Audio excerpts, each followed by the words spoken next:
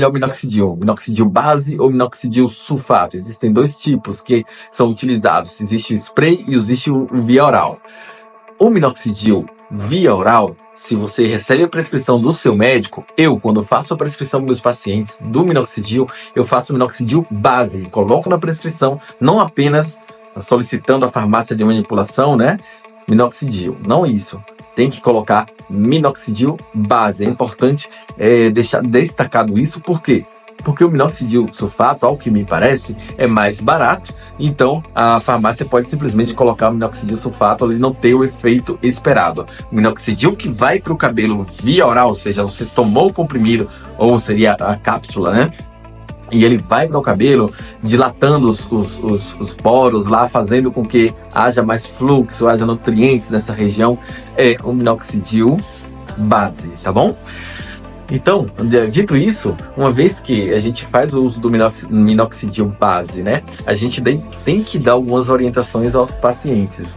Uma das minhas preferidas muito interessante, é a queda do cabelo, a própria queda do cabelo. Sim, pode ocorrer do cabelo cair nas primeiras semanas do uso do minoxidil. Mas por que isso acontece?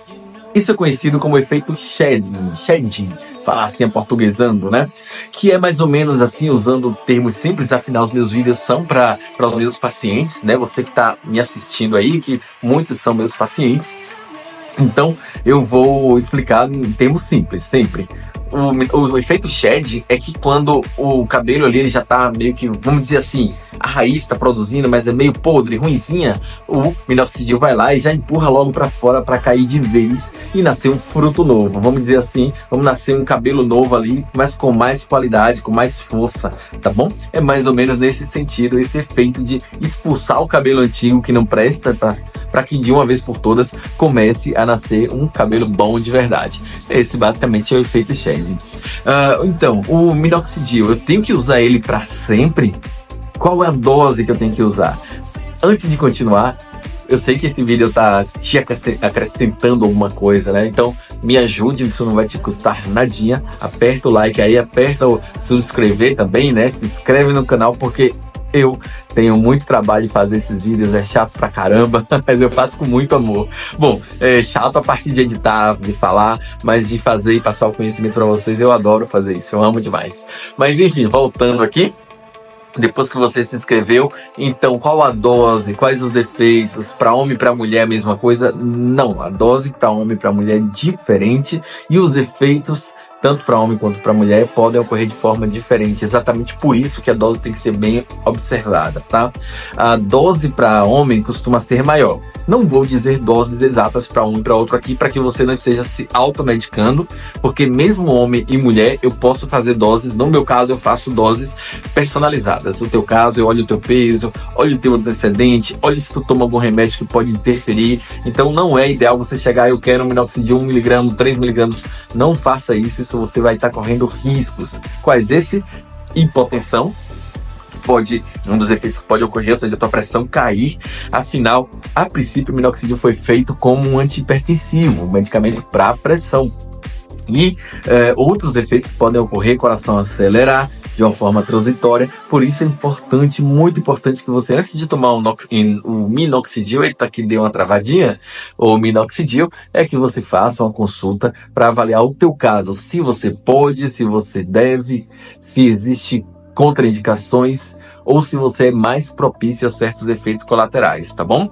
Além do mais, continuando com o minoxidil, quais associações são boas? Tem diversas, que também são cada caso avaliado de forma individual, né? Alguns homens e mulheres podem utilizar aqueles finasterida, dutasterida. Isso é muito importante que seja avaliado em cada caso de forma única. Por quê? Porque tem também seus efeitos colaterais. Tem também diferenças de doses. No caso de homem e mulher, nesse caso, uma dutasterida ou finasterida tem que se escolher qual que é a melhor opção para um ou para outro. Então, uma série de coisas que devem ser observadas. Tenho que usar para sempre? Essa foi outra pergunta. Bom, no meu protocolo, a maneira como eu atuo, geralmente é o seguinte, com resultados que têm sido satisfatórios. Primeiro, sim, no geral, você acaba tendo que usar durante muito tempo, talvez a vida inteira, mas mas pode haver ciclagem, ou alteração de doses, diária ou semanal. Como assim? Eu costumo fazer da seguinte maneira: nas primeiras semanas, isso varia de cada caso. Se o teu caso já é um caso mais agressivo, eu também vou ser mais agressivo. Se o teu caso é uma queda leve, eu também vou ser mais leve, e por aí vai. Então, existem casos onde eu tenho que fazer umas doses mais altas por algumas semanas. Depois a gente vai reduzindo, depois pode ficar dia sim, dia não, depois pode ficar um dia sim, 2 dias não.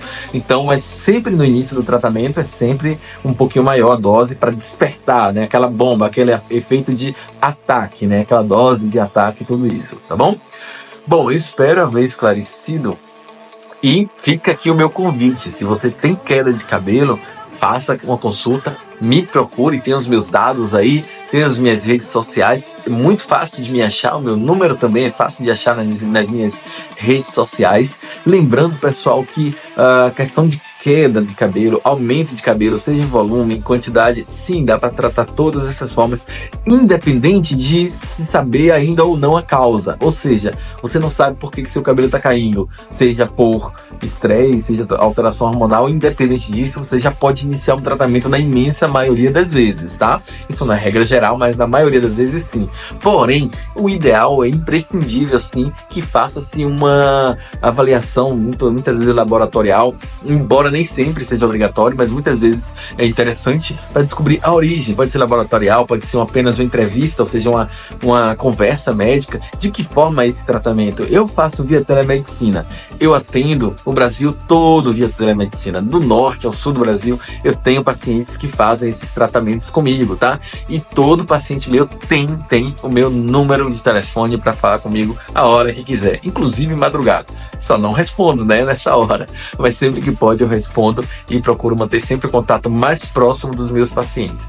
Fique aqui meu convite, te aguardo para a gente marcar uma consulta. Grande abraço, até a próxima. Se inscreve e dá like. Tchau!